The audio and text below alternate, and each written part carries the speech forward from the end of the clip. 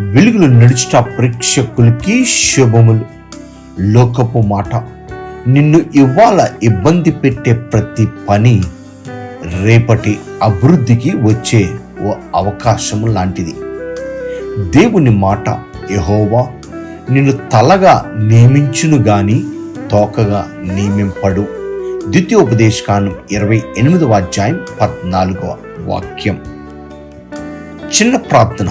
దేవా, ఈ లోకంలో జీవిస్తున్న మా జీవితంలో అనేక సార్లు వస్తున్న అడ్లు, ఆటంకాలు, దాని నిమిత్తం మేము కృంగిపోక రానున్న దినాల్లో ఒక గొప్ప భవిష్యత్తు ఉందని, మమ్మల్ని ఉన్నతమైన స్థాయికి హెచ్చిస్తున్నామని మేము నమ్ముతూ నీకు కృతజ్ఞతాస్తుతులు చెల్లిస్తూ యేసు అతి పరిశుద్ధ నామంలో బ్రతిమలాడి వేడుకుంటున్నాము తండ్రి. ఆమేన్. దేవుడు మీకు తోడైండును గాక. షలోమ్.